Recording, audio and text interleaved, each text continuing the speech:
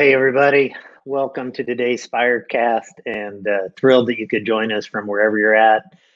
I'm Gene Appel. I serve at Eastside Christian Church in Anaheim, California. And of course, the vision of Spire is this movement of healthy, growing churches. And through the Spire app, through the Spire conference, Spire blog, Spire huddles, and of course, this Spirecast, we want to help you move the best ministry ideas into actionable steps. It's a chance to engage in person with some of the presenters from the Spire conference, ask your biggest questions. Of course, we're fired up, as you just saw in the video, for the next Spire conference this September in Nashville. But today we want to spend a few minutes talking about a universal challenge every church eventually faces. What do you do when your church gets stuck? How do you get unstuck? How do you get back on track? Maybe there's some special challenges during this COVID-19 era that have hit. And I'm thrilled to have joining me today Landon Pickering. Landon's the lead pastor of Trademark Church in Fort Worth, Texas. Welcome, Landon. Thanks, Gene. Thanks for having me. So how bad did you guys get hit by the weather this weekend in Texas? Well, for snow here, it's a big deal. We got hit pretty good. So power's actually out in all the surrounding neighborhoods. Fortunately, we had some power up at the church, so I drove up here and was able to still be on. But it's quite unusual for us to get this type of weather. So everyone's trying to navigate it right now. If a global pandemic doesn't take you out, a massive ice storm does. Snowstorm will, yes. Hey, I'm just curious. Are you a Dallas Cowboys fan? I am no, sorry. You haven't been there forever. So, I saw a great meme making the rounds the other day. Tom Brady in a Cowboys uniform, and the caption was, "The only way to stop Tom Brady from getting another ring is to put him on the Cowboys." That's called put him on the Cowboys team. Yeah. That's funny. Yeah. Hey, I've invited Landon to join me today because it was 3 years ago this month that he stepped into the role of leading a church that had gotten stuck, needed a new future, and God used him to help lead and shepherd and re-envision what used to be known as Southwest Christian Church. And so I'm thrilled to hear a little bit of your story today. And we're also going to hear from my friend Steve Kay. Steve was the former pastor of the Redlands Church of Christ in Redlands, California. And sadly, Steve contracted COVID-19 in November and passed away, met Jesus less than 2 weeks later. And we've been praying for his wife, Debbie, and their family. But as you hear his story today, I think you'll have a sense of urgency, to do whatever we can do to get our churches unstuck and moving forward. And Steve certainly did that while he had every opportunity. So I think we're just going to dive in, and we'll come back and we're going to take some of your questions. So get your questions ready. You can put them in the chat later if you want. And we'll be ready to go. And let's jump in. Anybody remember what this is? This is what's known in management and leadership circles as the organizational S-curve. This charts the predictable progress of every organization over time. This is true for businesses, for nonprofit organizations, and this is true for every church. Every church begins with a God-honoring vision that says, wouldn't it be exciting if we could advance God's work in the hearts and lives of people?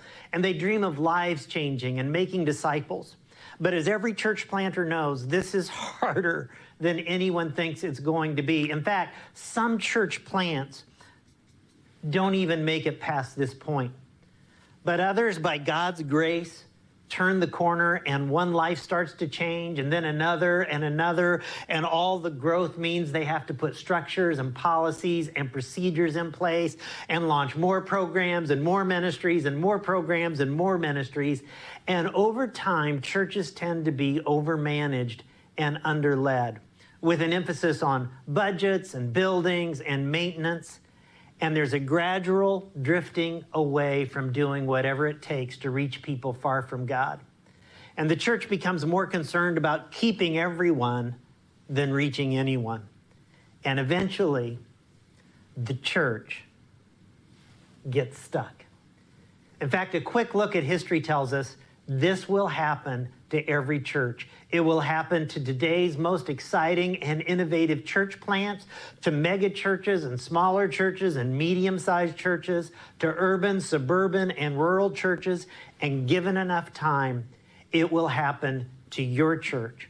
And if something dramatic doesn't happen, new wine and new wine skins, it will eventually die a slow death. In fact, today it's estimated 80% of all churches are either plateaued or declining. Now, before COVID-19 hit, it was estimated that 5,000 to 10,000 churches in North America would hold their last worship service, sing their last worship song, and say their last prayers and close their doors for the last time this year. But since COVID-19, it's anybody's guess. Some estimates are as high as 1 out of 5 churches will close within 18 months. So what do you do if your church is stuck? This is where you fall on your knees and courageously pray, God, what's next? What's the fresh wind you want to blow among us? What's the new path you want us to take? Now, there's certainly not a one-size-fits-all approach. So over the next 10 minutes, I want to introduce you to 2 very courageous church leaders who each chose a very different path that led to a dynamic, fresh wind of growth and impact.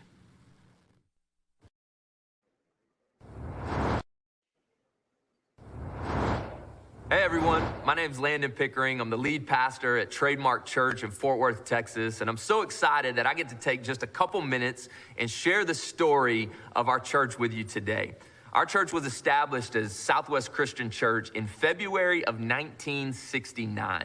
I came on board in February of 2018, and so I was stepping in as lead pastor into 49 years of established church history. And over those past 49 years, God had done some tremendous things, and he had moved in significant ways, but I was entering into a season that was somewhat difficult. We had kind of plateaued as a church, and actually we were in decline, and there weren't a lot of things happening as far as life change taking place. And so myself and the elders, we knew that we had to make some changes if our church was gonna survive, and not just survive, but thrive. And I wanna talk to you about some of those changes in just a moment, but I wanna share with you some of the significant things that God has done over the past 2.5 years here at our church. One of those things is that we have seen a huge increase in attendance. We were averaging about 130 people on a Sunday morning. In the past 2.5 years, we have seen 650 people on average on a Sunday morning. We have seen 800 people get involved with small groups and connect to community and begin to grow spiritually. We have seen our annual budget double in 2.5 years. And on top of that, the thing that we love to celebrate more than anything is that we have baptized 137 people in the past 2.5 years. It's been so incredible to see God move in this place. But there were some things that we had to do, and I want to share those with you today because I believe they may help you if you find yourself in a season of being stuck. And the first thing is this: we had to reevaluate our vision. We had to look at our vision and to say, does this vision make sense? Does this vision fit the current season that we're in and where we want to go as a church? And so we really began to ask ourselves 3 simple questions. Is our vision simple? Is it biblical? And is it understandable? And those would be things that I would encourage you to think about if you believe that you need to maybe reevaluate your vision. And as we asked ourselves those questions, we came up with a new vision for our church. And it was very simple. We believe it's understandable, but most importantly, we believe it's biblical. We believe that our church exists to love, serve, and lead people to a fulfilling life in Jesus. And ultimately, that vision led to us celebrating 50 years as a church and changing our name as we began to move in a new direction with a new vision. We believe that was a huge part of what God has done here. The other thing that we had to do is we had to refocus our attention. We had to really ask ourselves another question: where is our time and money, our time and our resources being spent? Are we allocating our funds in the right direction? is the team and the leadership focused on the right things. And we begin to refocus our attention. We begin to be very outreach driven in the area that God had placed us. And we began to see a lot of new life take place. And I'm proud to say that we are now a multi-generational, multiracial church that reflects the demographic of our community around us. And so we had to reevaluate our vision, we had to refocus our attention, and lastly, we had to reorganize our leadership structure. We had to take a hard look at where people were, what position they were in, who was serving where, and that really started in two major areas: our kids area, our worship area, and actually I'd add a third, our first impressions, what people experienced the minute they got onto our property on a Sunday morning. And so those were the three major things that we had to do. We had to reevaluate our vision, we had to refocus our attention, and we had to reorganize our leadership structure. Listen, I hope those things are helpful for you if you feel like you're in a season of being stuck. But I want you to know, more than anything, here at Trademark Church, we're praying for you. We believe that God wants to see significant things happen with every leader in every church. And so we're praying for you, we're cheering you on, and we believe that the best is ahead. There's gonna be a lot of hard work involved. You gotta make the changes, but we believe God will bless you because of it. We love you guys, and thank you for giving us an opportunity to share our story. Hello, I'm Stephen Kay. And until December of 2018, I had served for 23 years as the pulpit minister and one of the elders for the Redlands Church of Christ. And following years and years of decline, we had come to realize that we were a dying church. The year before, the fall of 2017, we began as elders to try and find a way to turn our decline around and bring life back to our church and reach our community with the gospel. We were down to just 60 active members, which even at that number made us larger than 50% of the other churches of Christ in the United States. We began to pray and ask the congregation to pray that God would show us a way, that God would show us what we needed to do to reach our community. And it was amazing how God began to show himself to us in so many different ways. And indeed, the journey we went on during the following year was totally guided by God. But I want to caution you. Don't pray that prayer unless you're sincerely determined to follow what he shows you need to do, because he has answers for your problems. We knew that trying harder at the same old things we had always done was not going to bring about any different results. We put together a team of members. Some of them had a very long history with the congregation, but all of them were open to the possibility of change. We talked with some consultants, and I shared with them that unfortunately, most of the churches of Christ in California have never been able to reach into the culture of their communities, that we were made up for the most part of transplants from the Midwest. The consultant said, well, why don't you talk to some successful churches in your area, ask what they're doing. So we began to do that, and one thing that we learned about that time is that there really weren't any growing a cappella churches of Christ in California. So obviously there were going to need to be some drastic changes that we needed to bring about. We found a growing, successful community church near us, and we reached out asking for some help to turn some things around. And they responded so graciously. They sent one of their pastors to us, and he led us through a SWOT exercise. We looked at our strengths, weaknesses, opportunities, and threats. The exercise showed that we had been in a decades and decades long decline, that we needed to bring about so many different changes, even a change of culture. We had become so inward focused. One of the things we began to realize through a book that they shared with us called Better Together is that it's impossible to change the culture of a church without the infusion of new blood, and that new blood has to have a different attitude. You can't bring in new blood from another dying church. That's not going to work. Through all of this study and all of this prayer, we began to realize that what we needed to do was to merge with a growing, active, and vibrant church, to unite with them. As we looked at the first church that we had reached out to, we realized that a merger wasn't going to work with them. The theology was just too different. And while we could give up a cappella worship, we just couldn't give up weekly communion. So God led us to Eastside Christian Church, where Gene Appel is the lead pastor. And since we understood that churches don't join churches, it's people who join people, they began to send some of their people over to worship with us. And they did a sample service for us and shared their vision of what a merger would look like and accomplish in Redlands. And we decided that we would merge with them. When we held the vote about dissolving the Redlands Church of Christ Corporation to merge and become Eastside Redlands, the vote was 70 for the merge and only 5 against. That was an amazing outcome. I want to tell you that as we began the merger process with an updated worship, many of our members' children and grandchildren began coming back, and within a few weeks, attendance had grown from 60 to 100. And in the year following, they grew to be around 300 in attendance with monthly baptisms. And so many of our members who had stayed were now involved in working harder than they ever had in so many different ministries.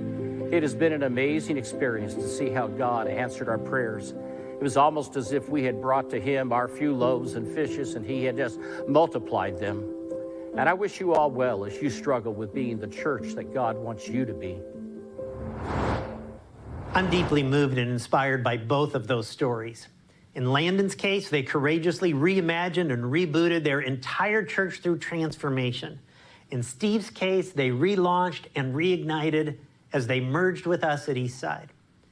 And so here's the big question right now. If you know deep down your church is stuck, if this is where you find yourself on the S-curve today, will you have the courage to fall to your knees and sincerely pray, God, what's next? What's the fresh wind that you want to blow among us during and post-COVID-19? Do we reinvent like Trademark Church? Do we merge with the vision and resources of another church like the Redlands Church of Christ?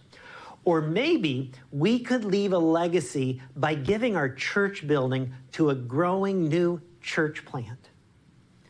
This is all quite personal to me because I've served as the lead pastor of 2 churches, and both of them were stuck when I arrived. Both were declining and aging, but in both cases, God raised up some courageous leaders to help us get unstuck. When I first came to Eastside 12 years ago tomorrow, one of our longtime elders, Jerry Lauer, was a little over 70 at the time. He'd been a part of the church for over 40 years, but this humble and courageous leader knew that unless we made some significant changes, it would only be a matter of time before we became another statistic of churches closing their doors. And so Jerry pulled me aside one day and said, Gene, we've got to do something different. So lead us. We will support you. And then he said, and don't worry about the old people. I'll take care of the old people. And you know what? He did. I'm convinced every church needs some Jerry Lauers.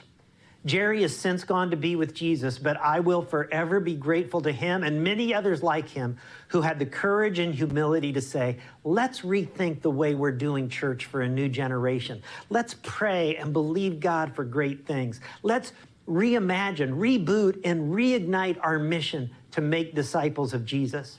And maybe, just maybe, you're going to be that humble and courageous leader at your church. Maybe you're the Jerry Lauer God is tapping on the shoulder right now, who is ready to declare the stakes are too high to stay stuck and do nothing while heaven and hell are hanging in the balance. Maybe you're the one who will gather some other leaders together and humbly and courageously pray, God, what's next? What's the new thing you want to do? What's the fresh wind that you want to blow? I'm praying that some of you sense that call today, and if you do, I guarantee you, all of heaven will be cheering for you. Well, all of us find ourselves in different situations with different challenges, and those different challenges require different strategies. And if you have some questions, you can just enter them in the chat. But I want to start with a question for Landon. You know, there's different options when a church gets stuck. You know, you can merge with another healthy church. Some churches even liquidate their assets, give them to a new church plant, or give their building. But Landon, like many churches do, you know, have the desire to reinvent. That was the challenge of what was then Southwest Christian Church. And Landon, you talked about reevaluating your vision to something that's simple, biblical, understandable. And I wonder if you could tell us a little bit about some of the process that you went through with your elders and team, because I think that's where a lot of us get stuck is, you know, God puts in the heart of a lead pastor, a senior minister, you know, some kind of a change, but but don't know how to process where it's not just me doing it, but it's we doing it. Could you talk a little bit about your process of leading together? Yeah. So first I'll say this, leading together with your elders or your leadership team, what I've discovered is it goes a little bit slower than you as a leader want it to go sometimes. And so I'm a very visionary leader. I like to move fast. I like to be on the go. And so I've learned in this process how important it is to bring people along. And so often God will put a vision in a leader's heart, but you're going to need support around you. And so our first step really was making sure that the staff that was here, the current elders that were serving, and even some key leaders and some key personalities in the church were able to be in a room and to personally hear that vision from me, to get to hear my heart, get to hear why this is why we need to move in the right direction, because you need people that are going to be able to carry that vision out. And so that process was a lot of time in a conference room. It was a lot of time of answering questions. It was a lot of time of really bringing clarity to that vision so everyone could communicate that vision as they got bought into it. It as a leader, because God's implanted it in you, there's a lot of things that I had to almost backtrack on. So the vision for our church, my wife and I wanted to plant a church, and then God orchestrated all of this. And so we had been working already on this vision that God had dropped into our heart. And so I had to backtrack a little bit because I was so excited. I was so ready to go. I was so ready to grow. I was so ready to do all of these things that I kind of had to go all the way back to square one and walk people through this journey of me wrestling with God in defining this vision and figuring it out for myself. I think a lot of times we get the vision, we work it out internally, or we wrestle with God or in prayer, and then we're ready to hit the ground running. And then we're kind of frustrated when people don't understand it or they don't get it. And for me, so much of our leadership team, so many of our elders had not spent time on the full-time ministry side of things. And so it was helping them understand kind of the rhythm and the ebb and flow of how this needs to unfold and in the time frame in which it needs to unfold. So it was a lot of meetings. It was a lot of conversations. In all honesty, it was doing some things that I hadn't done for years, which was going to people's house for dinner and sharing the vision with them at the dinner table, going to some small groups, answering all of the questions, from amazing questions, wow, I didn't think of that, to like, that wasn't a great question, but I'm going to answer it anyways. You just have to work through that, because your goal isn't to come in and blow the doors off the place and get everybody to leave and start over. It's to bring as many people along with you. Now, we lost people in the process of that, but we tried to do the best that we could to answer every question and to get people bought into the vision in the one-on-one and in the personal. Yeah, that's so wise. I often talk about when you're leading through change, before you can plant the seed or the new vision, you've got to cultivate the soil. It's great. And, that's that time that you took, over months, not days, not weeks, but months. Yes. And that's so important, I think, for church leaders to plant into their brains. They got to take a long-term look and say, where can we be in 5 years if I take this the right timing right now, versus where could we be in the next 6 months? Hey, something else that you talked about that I thought was so valuable for people. You talked about, okay, once you came up with the new vision, you had to realign your resources and your leadership structures. And so many times I think churches say, okay, we've got a vision, here's what we're going to do. But then they just keep doing everything that they've, it's like a statement on the wall, but it doesn't impact anything in what they do. So what did that look like for you as you kind of started to realign some structures and where resources went, et cetera, for the fulfillment of that? Yeah, so we took a hard look at, okay, where were we located geographically as a church? What did the demographic around us look like? What we did studies and looked at studies and different things on what are people looking for when they come to church, what draws people to a church. And so if we were truly, our vision is to love, serve, and lead people to a fulfilling life in Jesus. If we're not reaching them, we're not going to be able to lead them. If we're not getting them to show up, to get involved and to be a part. So we had to take a hard look at what are the crucial things that people want or that they're looking for when they show up to a church. And so right off of the bat for us, we were spending a lot of resources in outside missions, which is great. But we had to really comb through our budget and say, okay, where are the finances that we have? Where is it being spent? And what do we need to do to reallocate? We needed to do a total renovation of our kids area. So when I got here, I mean, stained carpet, ceiling tiles missing, and this isn't a knock. It just, there was no vision in that area. And there weren't many kids showing up. So there wasn't really a big need. But if we looked at the demographic of our area, it's a lot of young families with small children. And so we said, man, we've got to put a fresh coat of paint on these walls. And that meant that we had to say, hey, we're not going to be able to give this $500, $600 a month that we've been giving for years to this international mission thing. It doesn't mean that we won't come back to that. But in this season, we've got to reevaluate. We've got to make sure that we're taking care of the community that God's called us to first. And so kids was a big deal. Worship was a big deal, creating an environment that people wanted to come and worship. And our first impressions, getting people at the front door with smiles, getting some people parking some cars and doing some of those things, offering some coffee. So we had to take a look at the budget, the resources that we had, reallocate those to really what I would say those are the three key areas for us were kids, our first impressions, and changing our worship dynamic a little bit. And so, but it took again, getting the right people in the room, casting that vision to them, making sure they understood. And I think most people understand those things because we got very, very little pushback on any of those changes.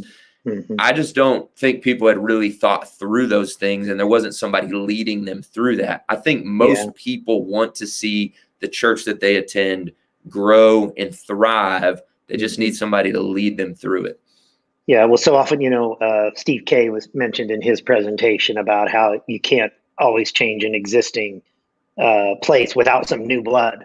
Yep. And it's that new blood that helps you have a new set of eyes, because we get store blind. We don't notice the stains on the ceiling tiles. We don't notice that it needs to be repainted, or there's clutter, or that if we bring a friend to church, they wouldn't experience the worship experience in the same way that we do, because we know so and so on the worship team or whatever. And that's so wise. I think those areas too of looking at kids and the worship experience and your first impressions are critical areas in every church that are often stuck. So, hey, boy, time's flipping away a lot faster than I thought it would here. Questions you guys have out there, for Landon, you want to talk about church mergers, want to talk about working with elders, anything at all. So glad to have a good group of you on today. And of course, this will replay too, that you can share it with others after we're done today. Here, Nathan, a lot of churches and churchgoers feel like there isn't much they can do right now with COVID. How can we as leaders help people to engage and be inspired to be like Christ in this time? And I just think fundamentally, Nathan, I'll take a stab at this, that we've got to treat this time like any other time as far as engaging people. It's our methods that are different. It's our strategies that we're using in how we do it. But if we're just kind of stuck ourselves right now and think I've got to wait till the COVID era passes before I can have conversations about the future, dreams, I think we're making a fundamental error in that now's the time. In fact, now it's kind of a good time because you've got some margin that you wouldn't have in some other times in some locations because you're limited in that. See another question coming in on the chat from Ryan Price as a senior pastor. Question. Yeah, what if the elders are not on board with changing the culture? And so this is an area that I don't think senior pastors talk about enough, because you usually see a leader talking about what they did with their volunteers, with their staff, etc. But we all know that change either moves forward or it doesn't, and can be blocked quickly by an elder board. And I would just go back,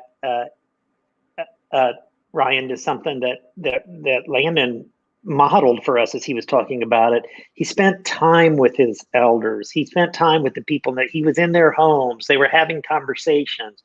They had chances to process and question. And just a couple of things that I have found over the years that have been really helpful to me on that is, if I can get some elders out of town, or to go visit another church, or to have an outside quote expert talk with them, sometimes that gets us 2 years further down the road in a day or two than we could just be in our conversations. So I would look for opportunities to expose your elders that would change their thinking, where you're not the only expert in the room trying to lead them. Gene, that's great. We actually took a few of our elders over to Compass Christian Church with Drew Sherman and their team, and we're able to expose them, because most of in my opinion, most of the reluctancy to change is simply because they haven't seen that change happen. And so, or they haven't had it explained to them, or they haven't seen a good model of it, or they just haven't been exposed to a whole lot. And so one of the key things for us was, there was 2 larger churches in our areas, Compass being one of them, another one called High Ridge, that we were able to take our team to, our elder board to. They got to interact with those elders, that staff, that church, ask their questions for, when did you guys make these changes? What did you do when you lost friends? And really process that with another group of guys that are in their same position. It was so helpful, hugely helpful to us. That's so wise. That's really wise leadership, Landon. Tom Warren's asking, curious how the merger process worked for Eastside with Eastside and Redlands. And Tom, we've done 3 different mergers with churches at Eastside, and in every case, each of them started with the church that merged with us contacted us. So in the case with Redlands, I got an email one night about 11 o'clock from Steve K, just saying, hey, we've been praying about our future. Would you guys be open to a conversation? And that's kind of how all 3 of our mergers started. Somebody reached out to us that had some connection, some relationship with. In this case, Jeff Walling had a friend of mine, had mutual family members at this church, said, hey, you guys really ought to talk to Eastside. And they reached out. And then that started a series of conversation over months with the Steve K, who was the lead pastor in the church at that time, and his elders. And they had, in that case, they had already come to the conclusion that they needed to merge with somebody. They were looking like, who's going to be the right fit. And then, of course, there was processing with congregational meetings. We did sample services with the congregation so they could experience what an Eastside thing was like. And then there was actual vote. And this process happened over about 4 to 6 months. And then at the end of it, we actually closed the church for about 4 weeks while we did some renovations and repainting and rebranding. And during those weeks, we met with what was the existing core to train them like as volunteers and to vision cast and have communion together. If you contact me offline, Tom, you want to know more information about that, be glad to do that. We're running out of time here, and I see some great questions. Let me take a quick one at Chandler Boyce's question on what was your toughest elder conversation or hardest thing to get elders on board with. And Chandler, the one thing I would say on this is that when you're leading through change, you have to think of it as a series of conversations and not just a conversation. And there are going to be a number of defining things. So, for instance, when we were going through lots of change at Eastside in my early years here, there were conversations about, do we want to go to a simple model of ministry? We'd been a complex church, and we decided, I had all our elders read the book Simple Church, and there was a key decision. Do we want to go to that? Then there was a key decision about, okay, what are going to be the big values of our church? And then there was a decision about what are going to be the expression of those values, and what will we measure progress? Those conversations took place over months, not days or weeks. And I'd just encourage you to keep that up. I don't know, Landon, could you hear any of that? I couldn't. I think our internet Yeah, I thought dropped you out jumped with out. all No of this worries. stuff, but I got back No, in. no worries. Hey, gang, we're gonna have to. We're 6 minutes overtime here, so we're gonna have to wrap things up. And I just want to thank Landon for joining me today. Thank all of you for joining me. Thanks to Spire team. Chaz Robbins has been behind the scenes making all the technology and everything work. And I hope, man, I'd love to see all of you in Nashville next September at the Gaylord for Spire Conference. I'm bringing a team and would love to see you there. And so we're going to wrap up today with Spire promo. And God bless all you guys. Really enjoyed spending some time with you today.